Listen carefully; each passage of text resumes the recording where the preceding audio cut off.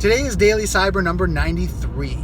Lots on my mind this morning. I'm going to try to keep it quick. First and foremost, thank you so much for everyone that's been watching my videos and commenting, sending me feedback, either on the videos or privately through DMs. I really appreciate it. Thank you so much. Let me know if you have any questions or any topics I can talk about. I really appreciate it, which I will be talking about the Internet of Things today. A friend of mine was asking some questions, and I realized it's been a while since I've done a video about that. This morning, what I got going on, haircut, gotta make this look beautiful. It's a lot of hard work. So I'm going to the Cabin, which is a men's hair salon where they do like the old time shavy, hot towel, old time shavy stuff. So it's pretty cool. I used to shave my own head and do all that, but I'm stepping up my game and kind of looking after myself, becoming more of a metrosexual. Then after that, I've got golf lessons because I have 2 games this week, and I need to practice because my swing's all off, and I just need to narrow that down to make sure my game's on point. So let's talk about the Internet of Things. When you look at the Internet of Things, smart homes, refrigerators, heating units, ACs, car, all these devices that you can connect through Wi-Fi and a mobile device and be able to manage or control it. So just think of it kind of that high level overview. That's kind of the Internet of Things, and when you look at smart homes and devices that you can connect with, that's really what it's all about.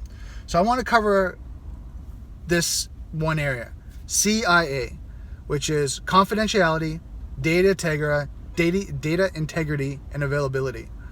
Right? And so what you're looking at is these 3 areas. So most of us and most companies promote availability. The access to being able to control your home from your office, from your mobile device, to get alarms, to be alerted, to control the heat, to turn the lights on and off, to turn on, the fireplace, whatever that may be. So you have availability and access, right? That you can do from anywhere around the world. As long as you have an internet connection, you're able to connect to your home and be able to manage it. And eventually you're going to be able to do shopping lists and, through your refrigerator, it's going to be able to do an inventory and all this great things, right? All these benefits and features. So that's all great in a selling point. But let's look at security. Let's look at data integrity, first and foremost. The data that's being transferred over Wi-Fi from your device through the internet to your mobile device computer. So from your fridge through the internet to the actual service that you're logging into. So it might be an application or it might be a cloud-based service like website that you log in, you're able to manage it. Is that data encrypted? Is it encrypted so people can't read it? Or is it in plain text? And you have to look at it, because what happens is with hackers, right, and people that are unethical, what they'll do is can potentially sniff your network or use other tools, right, to be able to see the data that's being transferred. Now it might be your username, it might be your password, it might be updates, it might be even your banking information, because maybe you're doing an update and you need to pay for your update. Who knows? This is broad strokes, very generic. So what you need to do is you need to make sure that the data that's being transferred from device A at home, your smart device, to the management console is encrypted. And what level of encryption? The highest you can get.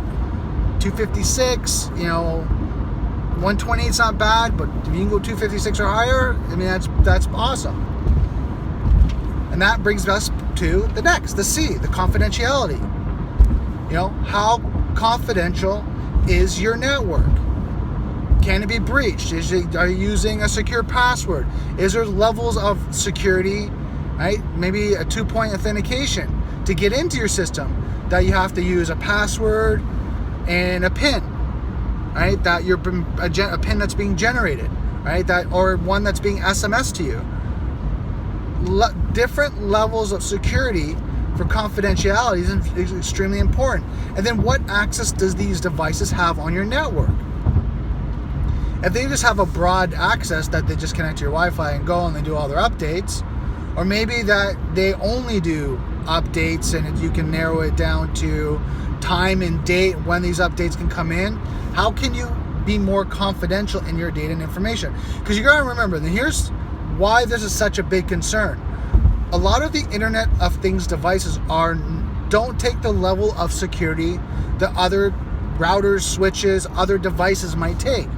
So they're a weak access point, right? They're a potential for a vulnerability, right? And that they raise the potential for higher risk, right? So you install, say you work from home, and say you have your computers are all encrypted, you're using secure HTTPS, internet traffic, you're doing all that, you're doing all the great things, you have, long string passwords, 12 characters long, you're doing all the great things, but then you install a fridge that you can manage remotely, and they don't have a password on it.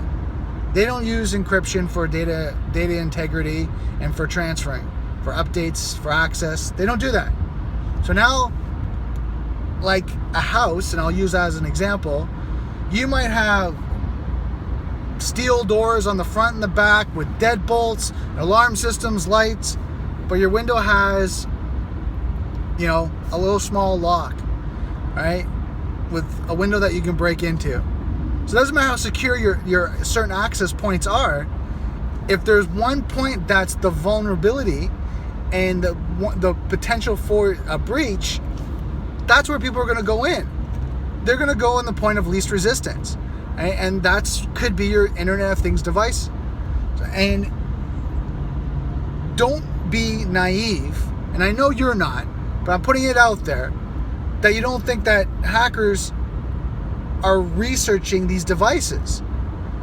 If the device comes out and it's not secure, they know. And there's websites out there letting you know which devices are secure and which ones are not. So they're doing the same research that the people that are like us are trying to be secure. They're doing the other side of research, saying which ones they can get into. And this, years ago, this was happening with baby monitors, where hackers knew that through baby monitors, they can get in, they can log in, and they can hear the audio. And if the camera had a video, the baby monitor had a video camera, they'd be able to hack into that and see what was going on. Also, they'd be able to hack into that and see the SSID number that is the mobile Wi-Fi connection point, that your Wi-Fi access point is broadcasting, saying, hey, this is our identity, our ID that you're going to connect with. And then sometimes what happens is, because the device doesn't keep encrypted passwords, it keeps in plain text. Then what happens is you have the password for your Wi-Fi device. So now you don't just have the SSID number, but you also have the password.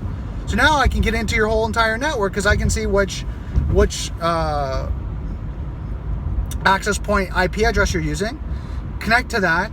The console comes out and says, if you want to log into it, okay, yeah, here's the SSID and here's the password. Boom, you're in. So just to kind of give you an idea of why you need to think about security when using these devices. So that's a little bit of a longer rant about Internet of Things, but I really wanted to cover that to make sure you protect yourself. There's no issue with using these devices as long as you use them in a secure manner and you do the research and make sure they're secure. If you don't, then yeah, you're opening yourself up to be breached. So I don't want to say hair salon. I just wanted to cover that.